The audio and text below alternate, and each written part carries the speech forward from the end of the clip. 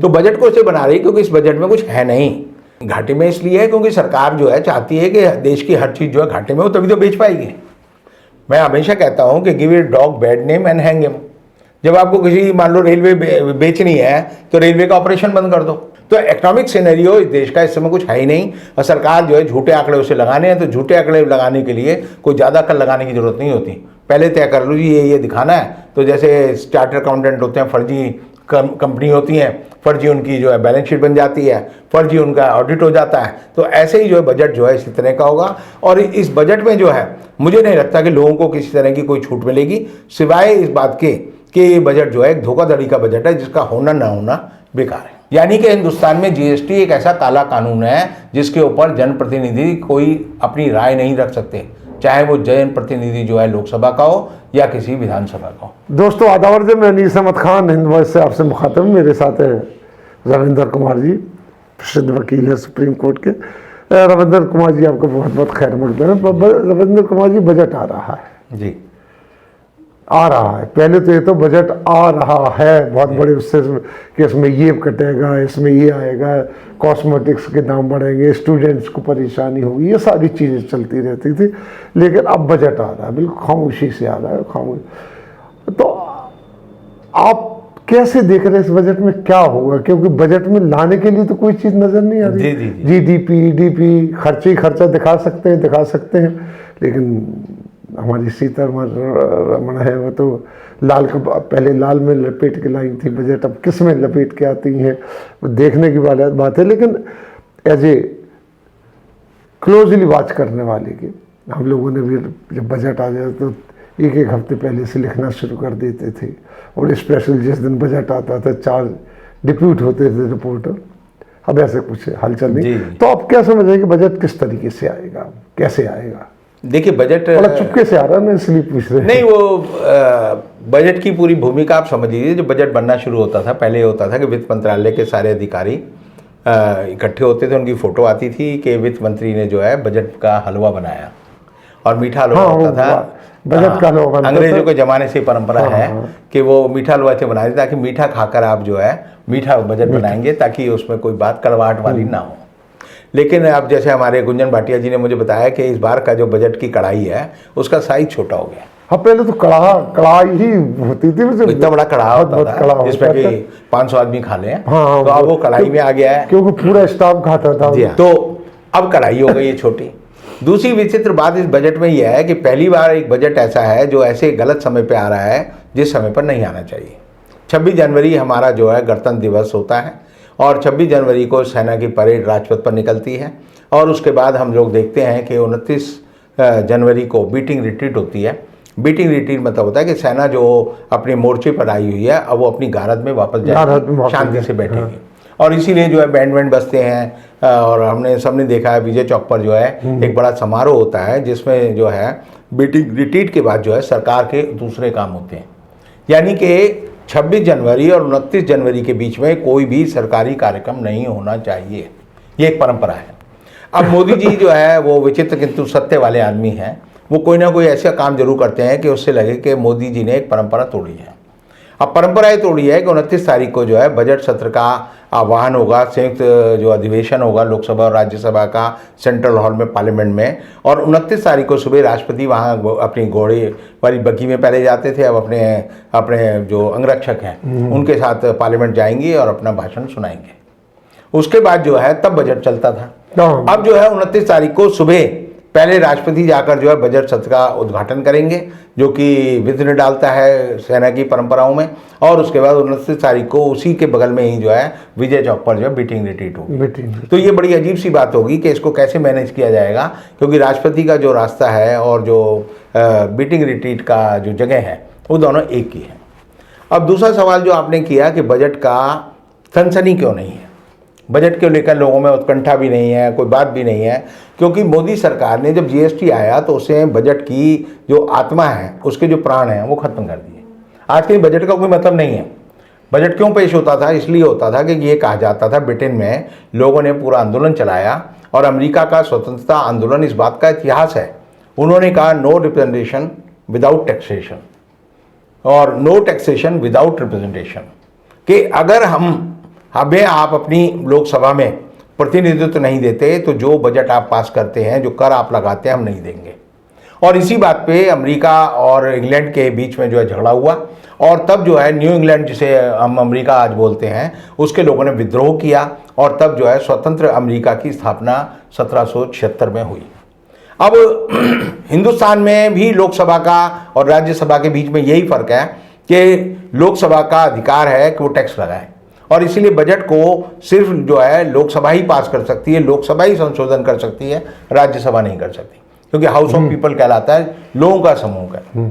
अब जो है हमारे यहाँ जो है जीएसटी काउंसिल बन गई है। जीएसटी काउंसिल ने सारी जो पावर जो लोकसभा की थी वो हथिया ली है, और जीएसटी जो काउंसिल है उसमें आप देखेंगे कि उसका जो पूरा का पूरा ढांचा है वो बड़ा अजीबोगरीब है। 100 के करीब उसके मेंबर होते हैं, कुछ नॉमिनेट हो जाते हैं, कुछ जो है कहीं और से आ जाते हैं। आप देखिए कि जब बिहार के चुनाव हुए तो सुशील मोदी जो है उसके जीएसटी काउंसिल के अध्यक्ष थे। अब वो जो है अध्यक्ष इसलिए थे क्योंकि वहाँ के वित्त मंत्री थे और वहाँ के जो मुख्यमंत्री थे। अब ना तो वो वित्त मंत्री रहे ना उप मुख्यमंत्री रहे। आज तक आपने नाम नहीं सुना होगा कि हिंदुस्तान की जीएसटी काउंसिल का अध्यक्ष कौन है।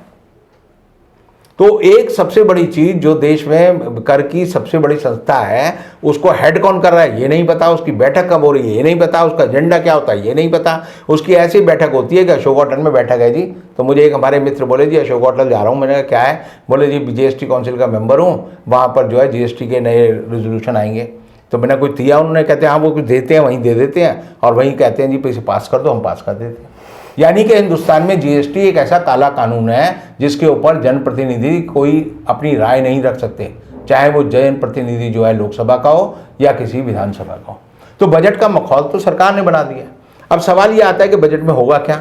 सरकार क्यों बड़ा लो की अफेयर बना के चल रही है कि इसको सनसनी ना बनाया जाए, क्योंकि मोदी जी तो अदरवाइज जो है हर चीज़ को बड़े इवेंट बनाकर काम करने वाले आदमी हैं। तो बजट को इसे बना रही क्योंकि इस बजट में कुछ है नहीं। ये बजट जो है, पिछला बजट जो था वो 30,40,000 करोड़ रुपए का था। इस साल का बजट जो है हमारा जो है, क्योंकि कोरोना में भी सरकार का खर्चा हुआ है और हुआ, तो हमें जो है ये बजट जो है कम से कम 34-35 लाख करोड़ रुपए का तो होना चाहिए। लेकिन सरकार की जो रिसीट है, सरकार जो प्राप्त करती है, कॉर्पोरेट टैक्स हो गए या स्टेट का जो कंट्रीब्यूशन हो गया, जीएसटी के पैसे हो गए, जो डायरेक्ट टैक्सेस हैं वो मिला ले जाएं, सरकार की जो और रिसीट होती है उनको मिलाकर जो है सरकार के पास 30,40,000 करोड़ रुपए आने चाहिए थे। जो बाई चांस जो है आप देखेंगे कि पिछले साल में 24 मार्च को हमारे यहाँ कोरोना का लॉकडाउन लग गया, और कोरोना का लॉकडाउन लगने के बाद जो है देश के पास जो है खजाने में पैसा नहीं आ रहा। 12 करोड़ लोगों की रोजगार नौकरी छूट गई है, जी। कारोबार बंद हो गए हैं, फैक्ट्रियां बंद हो गई हैं, तो जो एक जीएसटी भी लोगों को देना था वो भी नहीं आ रहा। और आप देखेंगे कि जो कॉर्पोरेट टैक्स आने थे क्योंकि कंपनियों का ही दिवाला निकल गया तो उनसे नहीं आ रहा। बैंकों को जो कंट्रीब्यूशन करना था वो बैंकों का दिवाला निकल गया, वो नहीं आ रहा। जो पीएसयू थे जिनको की सरकार से बड़ा पैसा मिलता है, उनमें से सरकार जो है उनको जानबूझकर घाटे में दिखाकर बेचने में लगी हुई है, तो वहाँ से भी नहीं दिखा सकती कि यहाँ से पैसा आ रहा है। तो कुल मिलाकर आप देखेंगे कि जो इकोनॉमिक सर्वे जो बजट से एक दिन पहले वित्त मंत्री जो है लोकसभा में रखती हैं, उसमें सारा लेखा होता है, ब्यौरा होता है कि पिछले एक साल में हमारा इकोनॉमिक जो है सिनेरियो कैसा रहा। तो इकोनॉमिक सिनेरियो इस देश का इस समय कुछ है ही नहीं, और सरकार जो है झूठे आंकड़े उसे लगाने हैं। तो झूठे आंकड़े लगाने के लिए कोई ज़्यादा कर लगाने की जरूरत नहीं होती, पहले तय कर लो जी ये दिखाना है। तो जैसे चार्टर्ड अकाउंटेंट होते हैं, फर्जी कंपनी होती हैं, फर्जी उनकी जो है बैलेंस शीट बन जाती है, फर्जी उनका ऑडिट हो जाता है। तो ऐसे ही जो है बजट जो है इसी तरह का होगा। और इस बजट में जो है मुझे नहीं लगता कि लोगों को किसी तरह की कोई छूट मिलेगी, सिवाय इस बात के कि ये बजट जो है एक धोखाधड़ी का बजट है जिसका होना ना होना बेकार है। तो अब बजट पे तो पूरा डिपेंड करता है आगे हमें क्या करना है। एक साल का पूरा खर्चा इतना फौज में जाएगा, इतना घरेलू उसमें जाएगा, यहाँ से निकलेगा, यहाँ से, तो देश कैसे चलेगा? क्योंकि यहाँ तो हर चीज़ घाटे में है अभी फिलहाल। घाटे में इसलिए है क्योंकि सरकार जो है चाहती है कि देश की हर चीज़ जो है घाटे में हो, तभी तो बेच पाएगी। मैं हमेशा कहता हूँ कि give a dog bad name and hang him. जब आपको किसी मान लो रेलवे बेचनी है तो रेलवे का ऑपरेशन बंद कर दो। अब हिंदुस्तान में 24 यानी आप देखिए 18 मार्च से रेलवे का ऑपरेशन बंद है। पूरा एक साल जो है रेलवे की ना तो मालगाड़ी चल रही ना पैसेंजर गाड़ी चल भाई 1 साल से तो देश ही नहीं चल रहा है पूरा। आधे जो है स्टेशन बंद है। हाँ।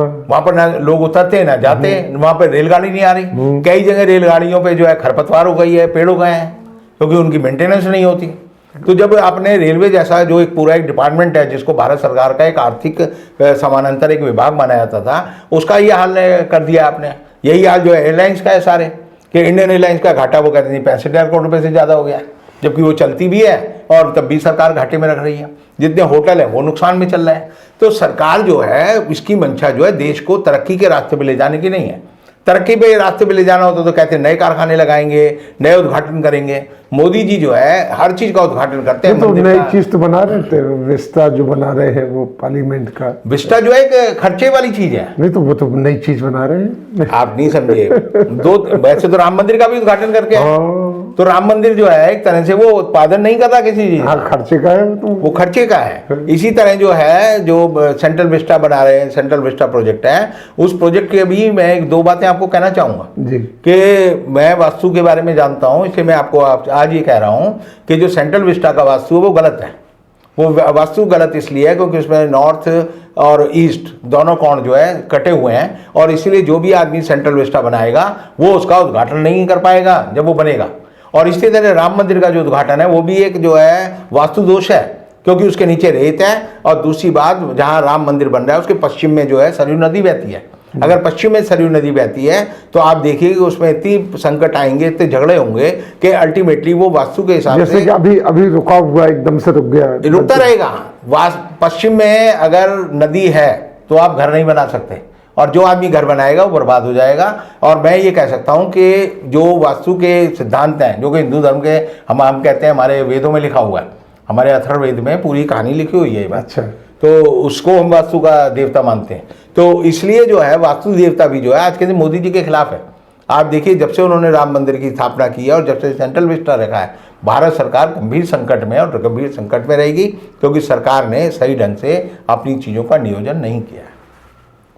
बहुत बहुत शुक्रिया रविंदर जी बजट के बारे में बताने पर, क्योंकि अखबार में देख रहे थे बजट नहीं आ रहा है, किसी चर्चा ही नहीं है बजट की, वरना पहले हर बजट का तो ये कर दिया इस बार के बजट आपको कागज पे मिलेगा ही नहीं। हाँ वो आपको सिर्फ जो है कंप्यूटर पे देखना है तो हाँ, देख लो, ऑनलाइन क्योंकि बड़ा आसान है। जब कागज पे कोई चीज लिखी होती है और उसमें कोई हेराफेरी हो गई तो मैं उसको कह सकता हूँ भाई ये हेराफेरी आपने कर ली। पेपरलेस, लेकिन पेपरलेस है वो बजट पे। गवर्नमेंट रात को पता लगेगा कि 12 लाख करोड़ है, फिर कहेंगे जी टेक्निकल एरर हो गई, ये जो 12 लाख करोड़ की जगह जो है 1,20,000 करोड़ कर लो। यानी पूरा बजट का एक कॉपी तो कम से कम, जैसे अगर मोदी जी हिंदुस्तान जब आज़ाद हुआ देश के वो होते प्रधानमंत्री नेहरू जी की जगह, तो ये कहते भारत का जो संविधान है वो भी आपको ई कॉन्स्टिट्यूशन मिलेगा, छपा हुआ नहीं मिलेगा किताब में, उसको आप पढ़ सको। क्योंकि हम बहस करते हैं अदालत में विल और शैल पे, विल और शैल पे जो है 4-4 दिन 6-6 दिन जो है कॉन्स्टिट्यूशन बेंच जो होती है वो बहस होती है। और अगर मोदी जी होते तो वो कहते ये ई कॉन्स्टिट्यूशन है, रात को क्लिक दबाया और बजट जो है बदल जाएगा, तो किसी को पता ही नहीं चलेगा। और जो अर्थशास्त्री बैठते थे पहले, एक बड़ा लंबा चौड़ा पार्लियामेंट के सामने टेंट लगता था, उसमें किताब बिकती थी, बजट लोग लाइन लगा के खड़े होते, लाइन में लगा के खड़े होते थे पहले से ही। वहाँ अनाउंस हुआ, यहाँ से वो किताबें बिकने लगी, क्योंकि उसमें पूरे के पूरी तरीके से वो होता था। तो अब वो कुछ नहीं हो रहा है, बस सिर्फ बजट आ रहा है, इंतजार कीजिए बजट आ रहा है। इसी के साथ हम आपसे लेते हैं बजट सत्र तो उन्होंने खुद चेंज कर दिया था। उन्होंने कहा ये बही खाता है, निर्मला सीतारमण ने कहा बही खाता है, और ये आय व्यय का ब्यौरा है, ये बजट नहीं है। बजट नहीं है, भारत सरकार है बजट। ये बजट शब्द हम लोग जो है पुराने लोग हैं गलत शब्द इस्तेमाल करते हैं। बजट नहीं है साहब, ये आय और व्यय का ब्यौरा है। ये income and expenditure, income expenditure है। जैसा घर में होता है ना कि हम 100 रुपये कमा के लाए, ये देश नहीं है, देश जैसा नहीं चलेगा ये बजट। इसी के साथ हम आपसे लेते हैं बेटा, अगले फिर हाजिर होंगे, तब तक के लिए दीजिए इजाज़त।